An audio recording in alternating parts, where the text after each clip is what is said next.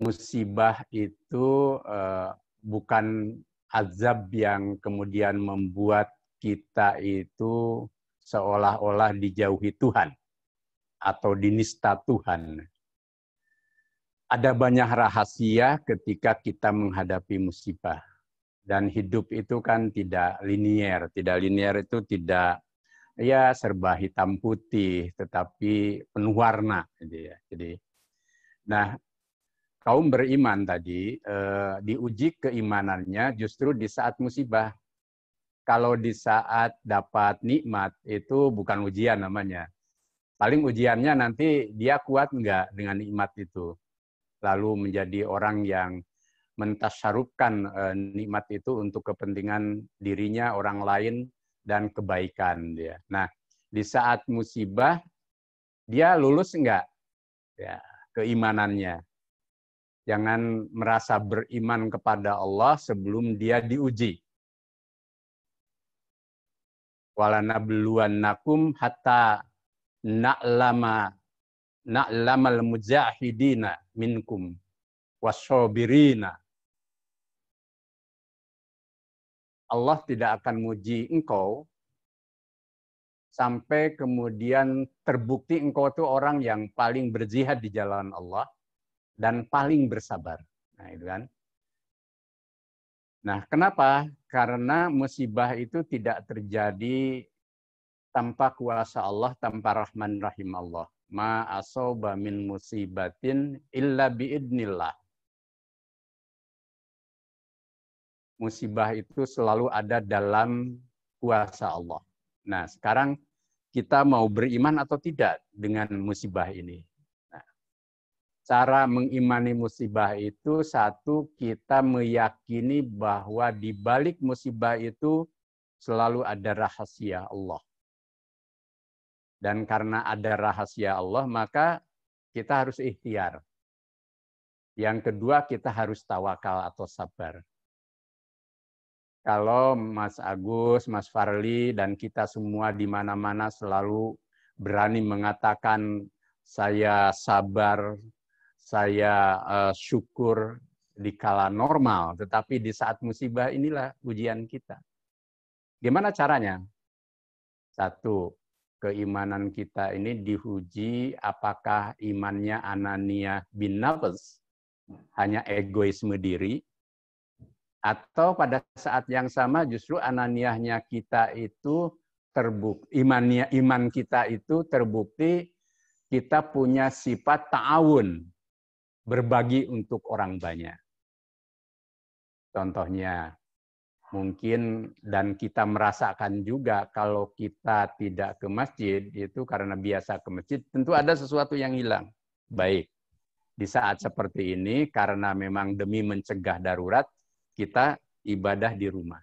Nah, ujiannya ibadah di rumah kita bisa khusyuk enggak? Yang kedua, kita bisa berbuat kebaikan enggak dari ibadah itu?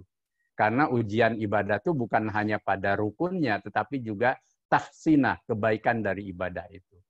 Kita ingatkan, sholat tanhanil fahsya wal munkar. Sholat itu akan mencegah kamu dari perbuatan buruk dan segala kemungkaran. Nah, sekarang di saat musibah dan kita harus di rumah, apakah kita tidak peduli pada orang lain yang menderita, mereka yang terkena positif, para petugas kesehatan yang harus berjuang di garda depan dengan taruhan nyawa, dan kemudian mereka yang terkena dampak dari musibah ini, yang kemudian karena penghasilannya sehari-hari serabutan, akhirnya mereka menjadi du'afa mustada'afin. Nah, di saat seperti itu, apakah kita harus terus berpikir tentang ibadah di masjid, atau justru kita mencoba mengubah cara keagamaan kita, di mana iman kita ini kita transformasikan untuk ta'awun, untuk saling tolong, untuk peduli, untuk berbagi. Kan itu juga ajaran agama, ta'awun itu. Wa ta'awanu 'alal birri wa taqwa wa la ta'awanu 'alal ismi wal udwan. Berbuat baiklah bersama-sama, saling tolong-menolong, bekerja sama dalam kebaikan dan takwa. dan jangan tolong-menolong dalam hal keburukan dan pelanggaran.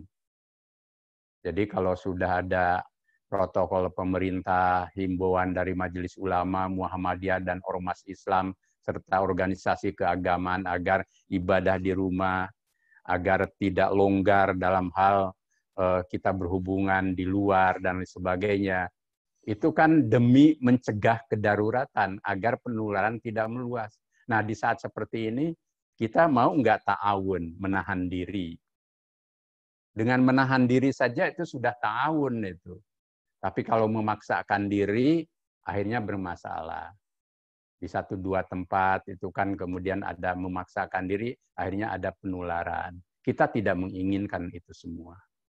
Yang kedua, ada saudara-saudara kita yang sekarang sedang berjuang dalam melayani mereka yang memerlukan, yang terkena, itu tugas kemanusiaan. Kita ringankan tugas mereka dengan cara apa? Kita tidak menambah beban penularan. Yang ketiga, mereka yang sekarang menjadi tidak berkecukupan, bahkan ada yang kelaparan karena dampaknya. Kita juga harus berbagi rezeki. Berbagi rezeki itu juga bagian dari beragama. Jadi tadi, sholat bagian dari beragama, bahkan kewajiban. Tetapi berbagi rezeki yang disebut zakat, infak, sodako, itu juga bagian dari keimanan, tauhid, dan ibadah kita kepada Allah. Sama nilainya, bahkan ada 42 ayat yang mensamakan posisi zakat dan sholat. Wa aqimus sholah wa atuz zakah, itu di banyak ayat bertebaran. Tegakkan sholat, berikan zakat. Berarti ketika kita karena wabah tidak bisa ibadah berjamaah di masjid, selain kita beribadah di rumah dengan khusyuk, saatnya kita menjalankan dan membuktikan iman kita